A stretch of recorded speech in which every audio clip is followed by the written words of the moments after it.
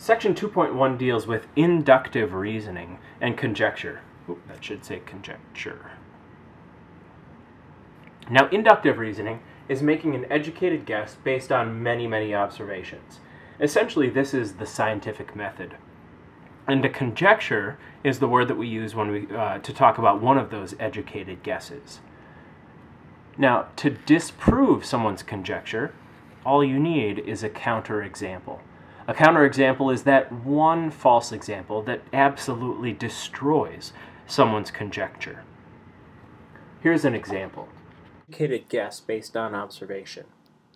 Let's say you observe a bunch of ducks, and all of the ducks quack.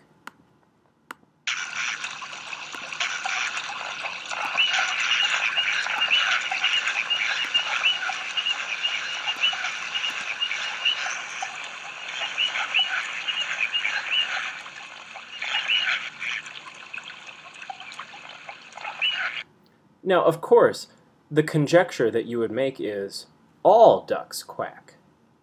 However, if you find one duck that does not quack, then you have a counterexample to the conjecture, and you have therefore disproven the conjecture. If someone says all ducks quack, you say, no, I have found a barking duck. And that is a counterexample, therefore you are wrong.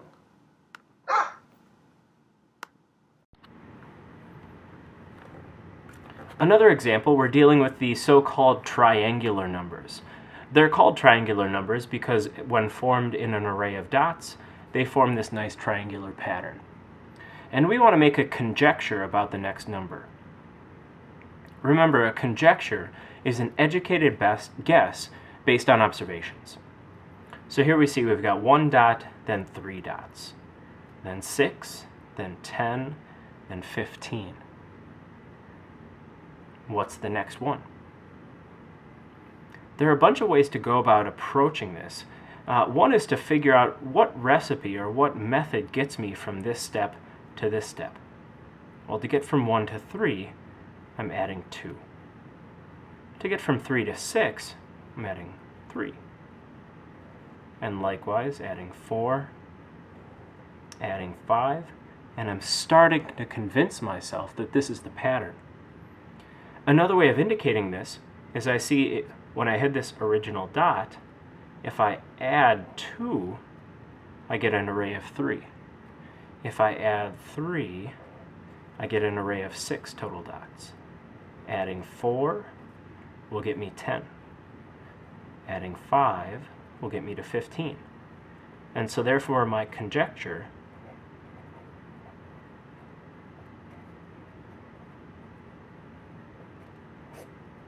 would be that the next step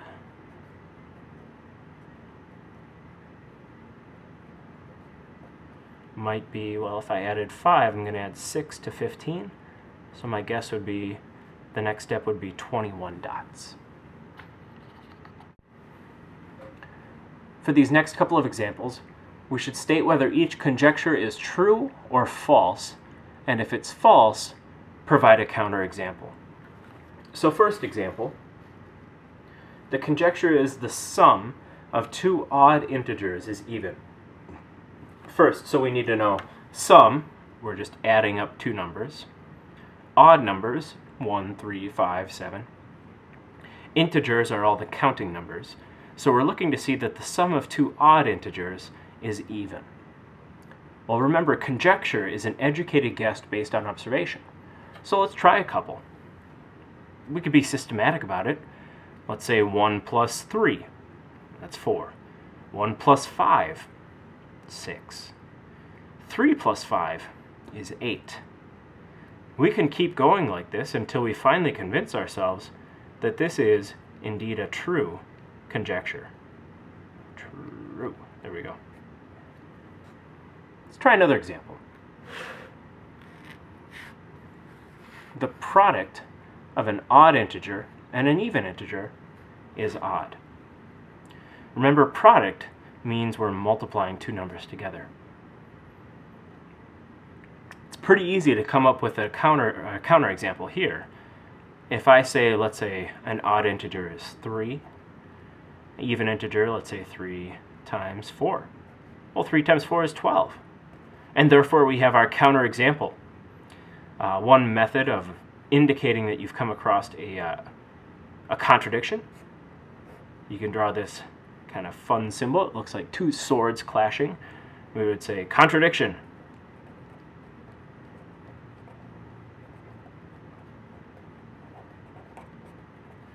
And so therefore, we have disproven the conjecture with our one counterexample. Here's one more example. If you live in Eden Prairie, then you also live in Minnesota.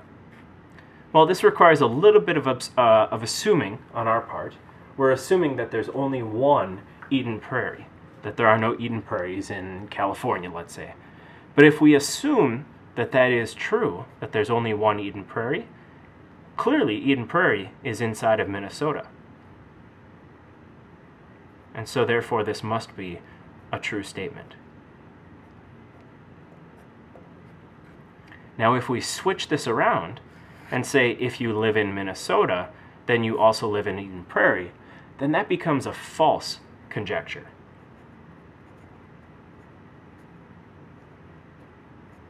Why is it false? Well, there are people, for example, who live up here in Duluth. And so therefore, we have disproven the conjecture.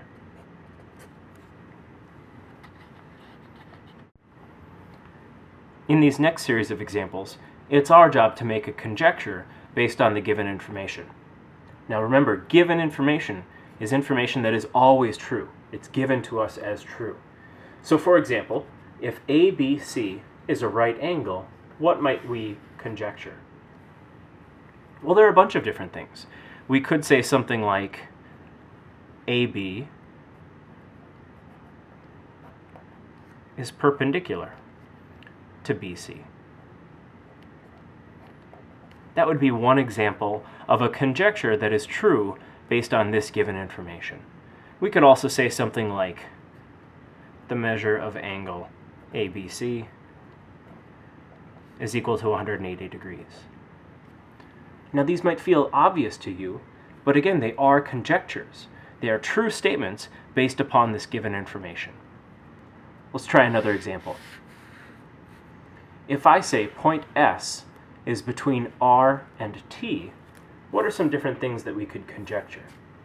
Remember, if S is between R and T, that means that R, T, and S are all collinear.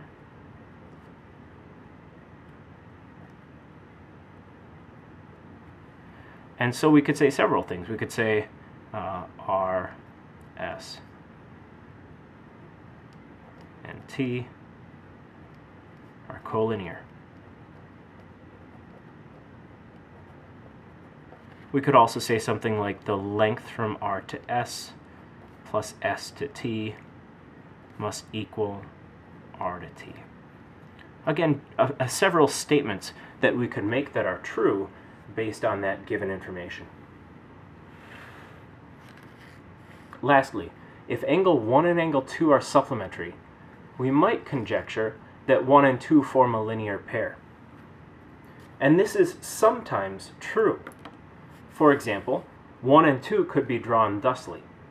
1 and 2 are indeed supplementary, and they do form a linear pair. However, it's possible to draw 1 and 2 so that the given information is satisfied, but the conjecture is false.